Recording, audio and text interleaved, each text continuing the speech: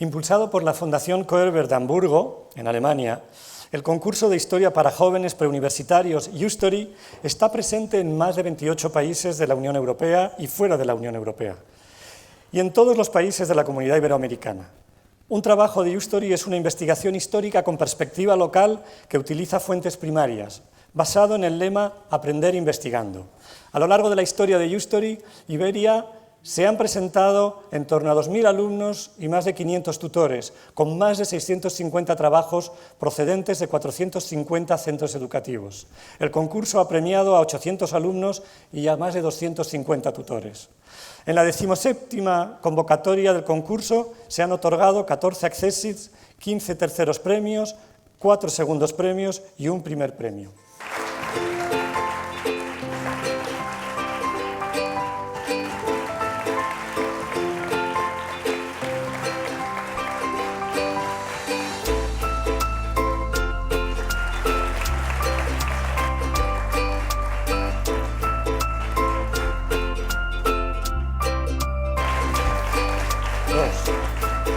Manuel.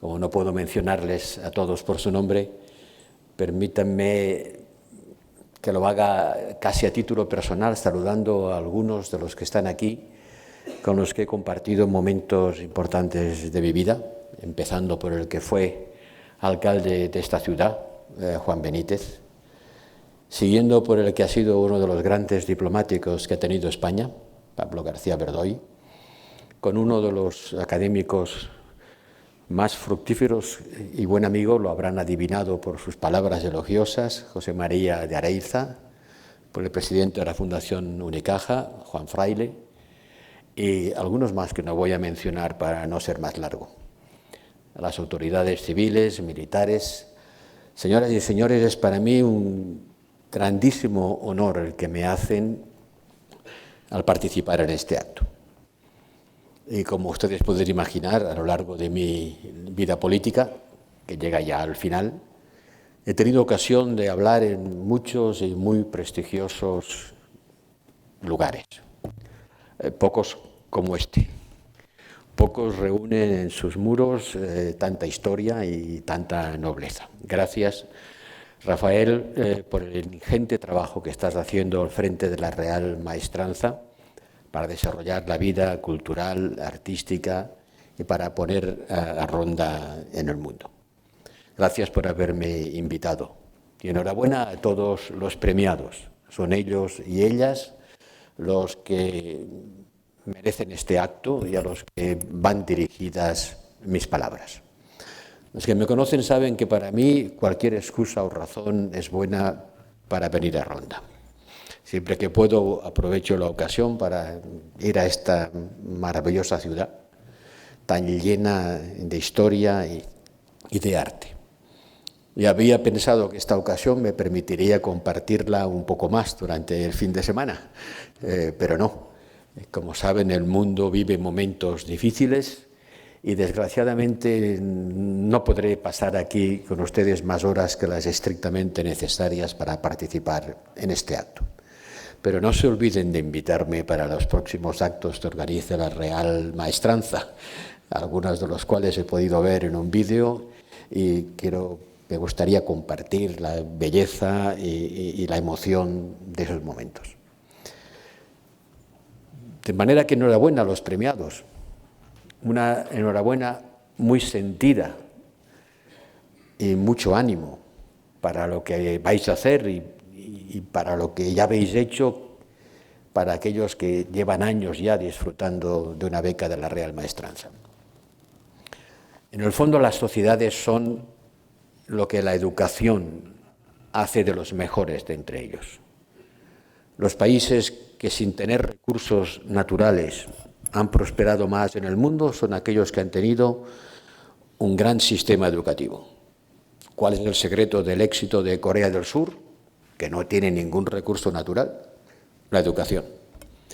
¿Cuál fue el éxito de la capacidad de Finlandia, que no tiene más recursos naturales que el agua y los bosques, para pasar de ser un país de leñadores a un país de expertos en electrónica? La educación.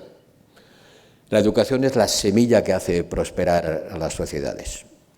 Y la educación necesita educadores, necesita buenos maestros, cuyo papel seguramente no reconocemos, valoramos y premiamos suficientemente. Sin buenos maestros no hay buenos alumnos, pero hay alumnos mejores que otros y todo depende de la voluntad y del empeño que se ponga en el estudio y en el esfuerzo que eso significa. Y creerme que yo lo sé bien por experiencia. Mi mejor maestro fue mi madre, y no porque ella fuera una maestra. En realidad aprendimos juntos. Ella aprendió al mismo tiempo que me enseñaba a mí. Durante los años en que como alumno libre fui yendo una vez al año al Instituto de Lleida, de Lérida, para pasar esos exámenes que pasábamos en los alumnos libres. Y gracias a las becas salí de mi pequeño pueblo en el Pirineo. Y he tenido muchas, y ellas me han hecho lo que soy. He tenido primero una beca del gobierno español, allá por los años 60, cuando las becas eran muy escasas. He tenido becas del gobierno francés y otros gobiernos europeos. He tenido una beca de la Fundación Juan March. He tenido una beca de la Fundación Fulbright. Sin ellas no hubiera ni de lejos haber podido hacer lo que he hecho, porque no hubiera podido aprender lo que aprendí. Tanto en la trastienda de la panadería de mis padres, con mi madre, como en una de las mejores universidades del mundo, en Stanford, en California. Y en la escuela de mi pueblo no me costaba mucho destacar. En Stanford me costaba bastante estar entre la mitad que mejores notas sacaba. Porque todo depende de con quién te compares. Y cuando te comparas con la élite académica del mundo, hay que trabajar más e intentar reunir a través de horas de estudio la capacidad de competir. Vosotros tenéis la suerte de tener becas. Tenéis la suerte de que alguien os ayude, como me ayudaron a mí. Tenéis la suerte de que se os abra una oportunidad. Estoy seguro que no la vais a desperdiciar. Y si la usáis bien, no lo haréis solamente para vosotros mismos, que ya es mucho, sino para el conjunto de la sociedad. Una sociedad bien articulada, una sociedad libre, una sociedad próspera, una sociedad cohesionada, necesita gente como sois y seréis vosotros, que acumule conocimiento y, como he dicho antes, que no sean solamente técnicos, sino que entiendan la complejidad de la vida humana y de las relaciones sociales. Y para eso sí hace falta dominar técnicas y conocimientos, pero también hace falta dominar pensamientos y emociones, y para eso también está el arte, la literatura, la filosofía, no solo la termodinámica o la aerodinámica. Quiero de verdad felicitaros y animaros a que sigáis adelante. Y también quiero felicitar a la Fundación y a la Real Maestranza porque den premios a los que contribuyen a la historia de Europa. No en la historia en el sentido, como se ha dicho aquí también, de fechas y acontecimientos, no de reyes que gobernaron de tal año a tal año, sino la historia en el sentido de una narrativa, que está hoy muy de moda. Está muy hoy de moda hablar de la narrativa, incluso de la batalla de narrativas. The Battle of Narratives es algo que decimos con frecuencia en el lenguaje diplomático. Hay una batalla entre los discursos, entre las interpretaciones de la realidad presente y del pasado que unos y otros hacen con respecto a los grandes acontecimientos de nuestro tiempo. Cuando en Israel se llama al West Bank, Judea y Samaria, se está contando una historia. Se está contando la historia de una tierra bíblica que, según los que la profesan, le fue dada por Dios a un pueblo. Y los que le llaman de otra manera es porque entienden que esa tierra también les pertenece a ellos y que quizá otro Dios se la pudo haber dado. En Ucrania vivimos una batalla de narrativas, una batalla de discursos contrapuestos. No se conquistan solo los territorios, se conquistan también las mentes de la gente. Hay una batalla para conquistar los espíritus, para hacer que nuestra visión de la realidad se acomode a determinadas formas de entenderlo. Y eso es una batalla que reúne y moviliza enormes recursos. Hoy, en el mundo de la comunicación permanente, donde estamos bombardeados sistemáticamente por noticias que nos llegan y que muchas veces no contienen verdad, contienen más ruido que señal. A todos nos afecta hoy nuestra percepción de la realidad, quién es el bueno, quién es el malo, quién tiene razón, quién no la tiene, quién puede criticar con fundamento a los demás, cuál es nuestra opción política a la hora de escoger una determinada forma de gobernar, con quién nos enfrentamos, de qué manera construimos nuestro país, nuestro Estado, nuestro municipio, pero también nuestra Europa. Y seguramente ustedes me han invitado a venir porque es en el escenario europeo donde estos jóvenes van a construir su futuro. Es en Europa donde los españoles y los demás Estados europeos van a ser capaces de enfrentarse al mundo en el que vivimos. A mí me gustaría darles una visión más optimista de la realidad, de la que les voy a dar. Lo siento, pero el mundo en el que vivimos es un mundo agrio y cruel, es un mundo duro, es un mundo poco amistoso, es un mundo donde los poderes se enfrentan y donde los problemas se resuelven por el uso de la fuerza cada vez, por desgracia, más. Y los europeos no estábamos preparados para enfrentarnos a este mundo. Los europeos de repente hemos descubierto que la guerra existe y la habíamos borrado de nuestro horizonte mental. Después de la Segunda Guerra Mundial, la mayor masacre entre los europeos, cuando millones y millones de personas murieron y el continente estaba destruido, hambriento y amenazado, decidimos que nunca más utilizaríamos la guerra entre nosotros. Y así lo hemos hecho. Llevamos más de 70 años en paz. Y eso, que para los jóvenes puede ser una realidad cotidiana porque no han vivido otra, eso no es lo natural. Eso es una excepción en nuestra historia. Porque hasta 1945 pasamos siglos degollándonos con entusiasmo los unos a los otros y bañando Europa en torrentes de sangre en nombre de la religión o en nombre de la nación, en nombre de los imperios de unos contra otros.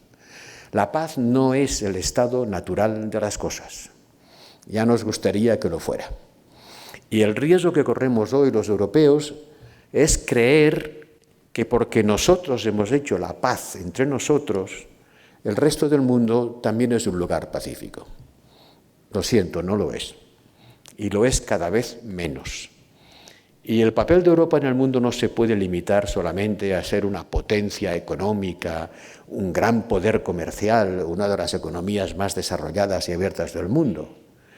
Tiene que también que ser un poder que trabaje para equilibrar los grandes conflictos que hoy vivimos y para hacer frente a las grandes amenazas de la humanidad que no conocen fronteras. Al cambio climático le da igual de dónde se emita el CO2. Le da absolutamente igual a la atmósfera quién queme el carbón. Que se queme aquí o que se queme en la India, da absolutamente lo mismo. Y por eso los grandes problemas no se pueden resolver a nivel nacional. Somos demasiado pequeños para eso. El más grande de los países europeos tiene 80 millones de habitantes. Y en todos juntos somos del 5% de la población mundial. 5% de la población mundial. Al día siguiente de la Guerra Mundial éramos el 20% de la población mundial.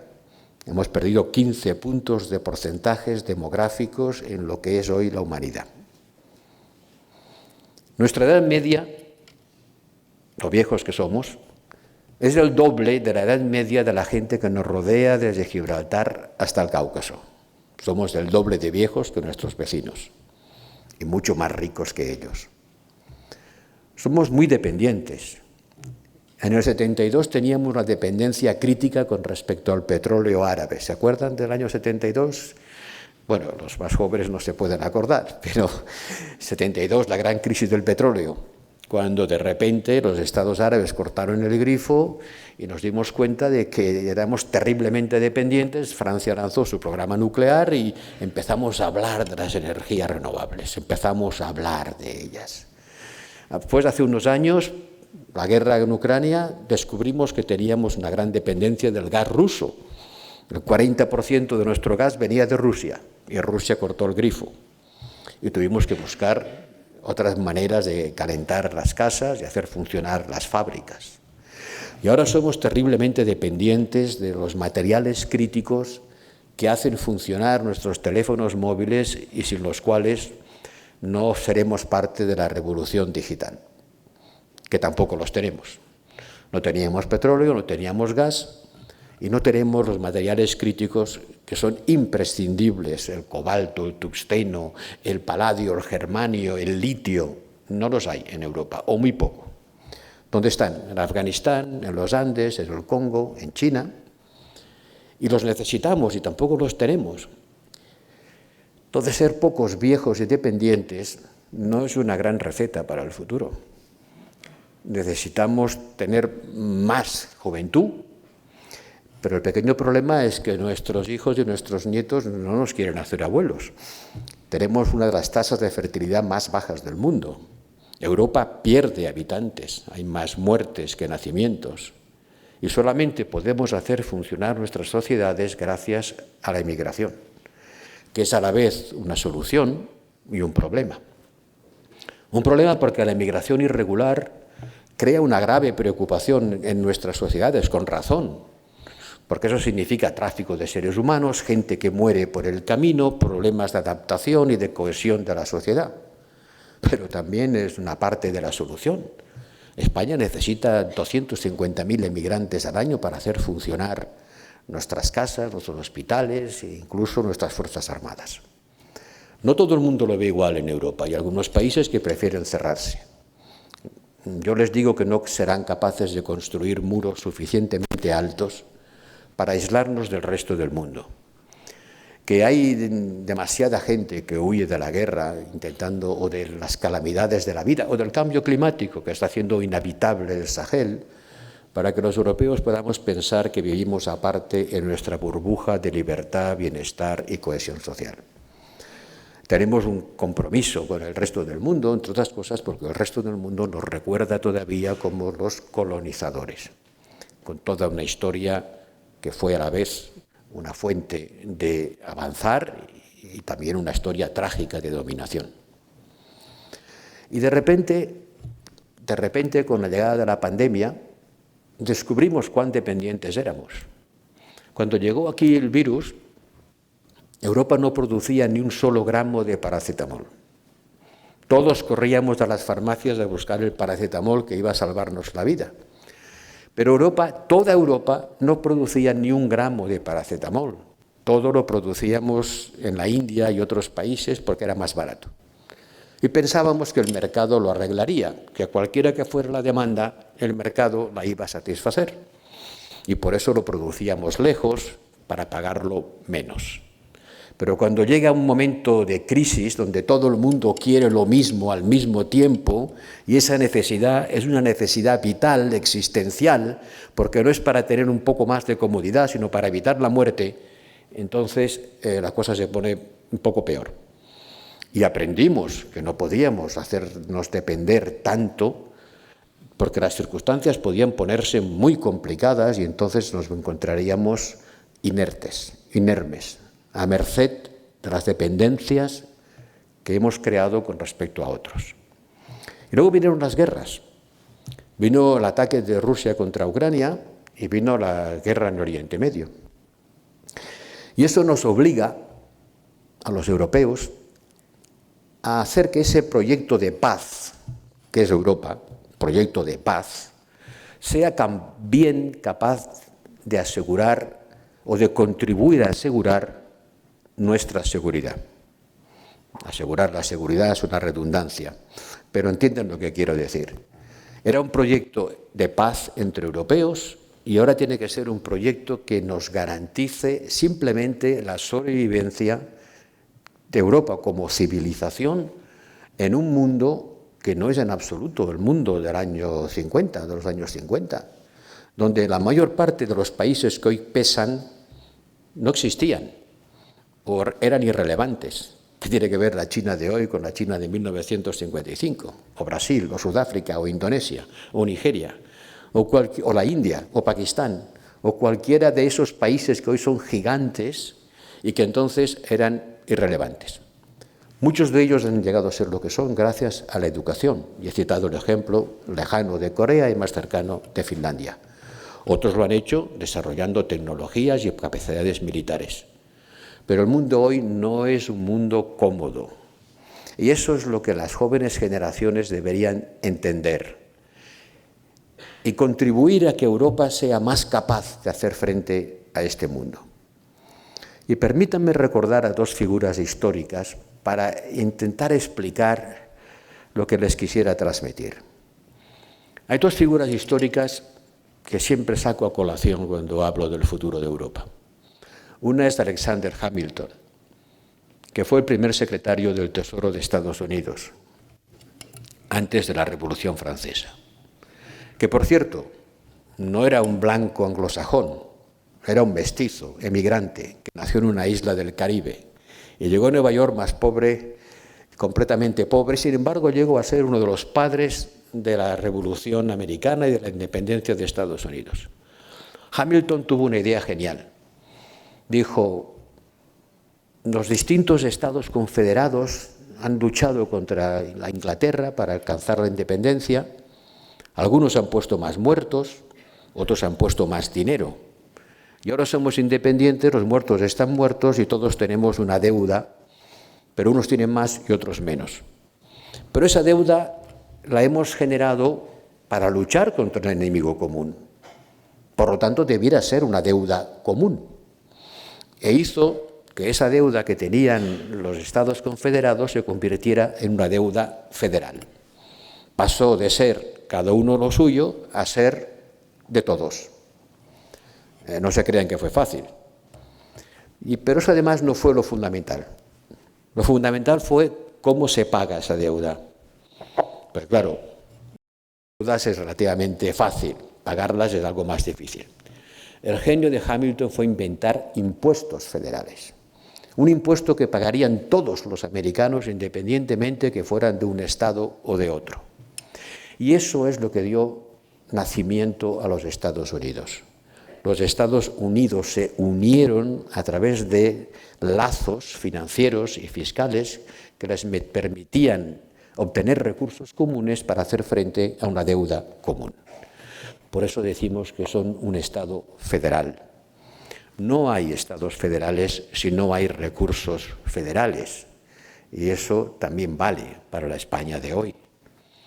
Hamilton dio un paso al frente y nosotros este paso todavía no lo hemos dado. Lo hemos dado una vez. Cuando vino el virus, emitimos deuda común. Nos pusimos juntos e emitimos 700.000 millones de euros de deuda común, que no era deuda ni de España, ni de Italia, ni de Alemania, era deuda de todos a la vez, para hacer frente todos a la vez a un problema que era de todos a la vez. El virus llegó, nadie le llamó, no conocía fronteras y mataba a la gente igual aquí que allí. Y por eso, como estaba claro que era un problema común, le hicimos frente de forma común con recursos comunes. Pero dijimos que eso lo hacíamos una sola vez, que eso era una excepción. Hamilton no lo hizo como una excepción, lo hizo como un sistema permanente. Nosotros todavía no hemos llegado allí, todavía no hemos hecho de esa excepción un sistema permanente. Y ese es el reto de las próximas generaciones de europeos. Poner en común recursos comunes para hacer frente a problemas comunes. Porque hoy todos los recursos que tiene la Unión Europea es el 1% de nuestro PIB. 1% de nuestro PIB. Con el 1% del PIB se puede hacer frente a la revolución digital, al cambio climático, a los problemas de seguridad, a los problemas de cohesión de la sociedad. No, hace falta más. Y para que haya más hace falta más unión, pero no solo una unión financiera, también una unión política. Hemos dado un paso, pero no estamos todavía en el momento hamiltoniano que caracterizó la fundación de los Estados Unidos. El siguiente personaje del que quiero utilizar como ejemplo es Demóstenes. Demóstenes era un filósofo griego, no sé de qué época era, pero bastante antiguo. Demóstenes advirtió a sus conciudadanos de que Esparta era un peligro. Esparta se está armando, Esparta está creando un ejército, nosotros nos dedicamos a filosofar, pero ellos mientras tanto están afilando las espadas. Hay que armarse o tendremos problemas. No le escucharon. A Demóstenes no le fue bien. Acabó suicidándose y Atenas fue invadida por Esparta. Yo creo que vivimos un momento tipo Demóstenes en Europa, porque así como el virus era un problema existencial evidente, porque la gente se moría, todavía no hemos entendido que nuestra supervivencia pasa también por tener mayores y mejores capacidades que aseguren nuestra defensa. Porque hay países que son un problema existencial para nosotros. Rusia es uno de ellos. Unos días antes de que empezara la guerra en Ucrania, yo estaba en Ucrania. Estaba en el frente del Donbass, donde hacía ya unos cuantos años que había guerra. Y el primer ministro de Ucrania, al que visité, me dijo, nos van a atacar. Hay 150.000 soldados al otro lado de esa frontera, nos van a atacar. Y cuando nos ataquen, ¿ustedes qué van a hacer? No les pedimos que envíen a sus jóvenes a morir por Kiev, seguro que no. Pero ¿nos van a ayudar a defendernos? ¿Nos van a dar las armas necesarias para defendernos? Y yo en ese momento no le supe contestar, porque no estaba seguro de que la respuesta fuera a ser positiva. Pero lo fue, lo fue. Y Europa decidió ayudar a Ucrania a defenderse, no enviando soldados, pero sí enviando armas. Y lleva 2 años y medio defendiéndose a un coste altísimo. Y la paz no está cerca. Y oigo muchas voces diciendo que cuanto más ayudemos a Ucrania, más va a durar la guerra, y que lo mejor sería dejar de ayudarla. Tienen razón.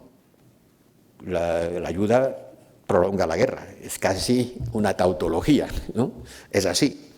La manera más rápida de acabar la guerra es dejar de ayudar a Ucrania. Les aseguro que si dejamos de ayudar a Ucrania, la guerra no dura ni 10 días más. Tenemos al ejército ruso en Kiev, Ucrania convertida en un estado satélite, la sociedad ucraniana completamente dominada y el ejército ruso en las fronteras de Polonia. No creo que esto sea una buena solución. Y por eso a todos los que piden que dejemos de ayudar a Ucrania porque así conseguiremos la paz, les pregunto qué clase de paz es esta y qué pasa después. Porque si lo que pasa después es esto que les digo, yo creo que eso es pan para hoy y hambre para mañana. Y por lo tanto tenemos un compromiso que hay que honrar, porque de eso depende también nuestra seguridad. No todo el mundo piensa lo mismo, pero hasta ahora al menos todos los europeos hemos estado unidos en esa ayuda a Ucrania. Luego nos ha estallado la otra guerra terrible en Oriente Medio y allí no hemos estado unidos. Allí yo no puedo hablar en nombre de la Unión Europea porque los 27 países tienen posiciones diferentes. España tiene una y Alemania tiene otra. España reconoce al Estado palestino y Alemania no. España considera que se están violando los derechos humanos con los ataques a Gaza y otros países no lo ven así. Y eso ha debilitado nuestro papel en el mundo. Y por eso no me cansaré de repetir que Europa tiene que unirse más, no solo tener más dinero, sino más unidad, y que no podemos seguir decidiendo por unanimidad nuestra respuesta a los problemas del mundo. Ahora somos 27 y conseguir que los 27 estén de acuerdo en todo, siempre, es prácticamente imposible. Desde luego no lo hemos estado frente a la guerra en Gaza. Y cuando ampliemos la Unión y en vez de ser 27 seamos 37, seguiremos decidiendo por unanimidad. Nuestro embajador sabe que eso ya es imposible ahora, será más imposible después. Por lo tanto, más recursos, más unidad y más voluntad de influir en los asuntos del mundo. Eso es lo que los europeos de hoy tienen que entender y con lo que las jóvenes generaciones tenéis la obligación de desarrollar. La nuestra hizo la paz en Europa. La vuestra tiene que contribuir a la paz en el mundo. Y eso significará compromisos financieros y políticos. Y el primero de ellos, sin duda, es con Oriente Medio, donde la tragedia y el horror de los ataques terroristas de Hamás, que condenamos, no pueden ignorar el hecho de que la guerra en Gaza es otro horror y que un horror no justifica a otro. Que el horror terrible de un ataque terrorista que se llevó por delante 1.200 personas no justifica el horror de unos ataques que se han llevado allá por delante a 42.000 personas y que han dejado decenas de miles de niños muertos o mutilados. Eso desgraciadamente es lo que ocurre y eso es desgraciadamente lo que Europa no puede evitar. No puede evitarlo primero porque no está lo suficientemente unida, pero aunque lo estuviera, el mundo entero es incapaz de evitarlo. Porque, como os decía al principio, los problemas se resuelven cada vez más por el uso de la fuerza y no por la apelación y al uso del derecho. Lo siento, son malas noticias. La buena cosa es que, sin duda, Europa ha contribuido a que el mundo sea más pacífico, próspero y libre, empezando por nosotros mismos, pero continuando con los demás. Y vuelvo a hacer esta llamada a los jóvenes de hoy, que tenéis la gran oportunidad de aprender, gracias a las becas de la Real Maestranza, entre otras cosas, y tenéis también la responsabilidad de hacer que vuestro conocimiento y vuestra inteligencia se ponga al servicio de los 3 grandes objetivos que una sociedad desearía tener. La libertad política que también damos por descontada, y no es el estado natural de las cosas. El progreso económico, sin el cual la libertad a veces es una palabra hueca, porque no hay el mínimo bienestar material que te permita ser efectivamente libre de tus decisiones, y una sociedad cohesionada que garantice a la vez la seguridad y trabaje por la igualdad. Porque tú no te puedes sentir seguro si tu vecino se acuesta sin cenar. Tú no te puedes sentir seguro si la desigualdad conduce a una parte importante de la sociedad a la pobreza y por lo tanto genera violencia, que es lo que pasa, por desgracia, en buena parte del mundo. La falta de desarrollo económico, la falta de igualdad genera violencia, la violencia genera un ciclo vicioso de falta de desarrollo, falta de libertades. ¿Podemos estar orgullosos los europeos de haber conseguido equilibrar estos 3 factores? La libertad, el progreso y la cohesión social, sí, creo que sí. Creo que nadie en el mundo ha conseguido una mejor combinación de estas tres cosas como nosotros. No somos perfectos, lejos estamos de ello, pero creo que somos una parte del mundo donde la mayor parte de los que no tienen la suerte de vivir en países como los nuestros desearían vivir. Y eso es lo que genera esos problemas con la migración que, quiero volver a decirlo, no se resolverán levantando muros, porque no habrá muros suficientemente altos que nos aíslen de la desesperanza de muchos millones de personas. La única solución es contribuir a su desarrollo y permitirles que puedan encontrar en su terreno, en su casa, en su país, lo que nosotros hemos sido capaces de hacer en el nuestro, y sabiendo también que necesitamos su esfuerzo y su capacidad. Hamilton era un emigrante. Casi todos los grandes inventores de la revolución digital en Estados Unidos son emigrantes. Son gentes que llegaron allí desde Asia, desde Taiwán, desde Europa. No le vais a poder poner puertas al campo. Y sin embargo, ese campo fructificará más o menos en función de la capacidad técnica, científica, cultural y artística de los que en ellos habiten. Gracias, pues, por el esfuerzo que habéis hecho para llegar hasta aquí y mucho ánimo para seguir haciéndolo y mucho compromiso con la tarea que os espera. Tenéis un cierto privilegio, habéis sido escogidos, lo habéis merecido, pero hay que seguir mereciendo porque vuestro esfuerzo y compromiso será la mejor capacidad de nuestras sociedades para hacer frente al mundo de mañana. Muchas gracias.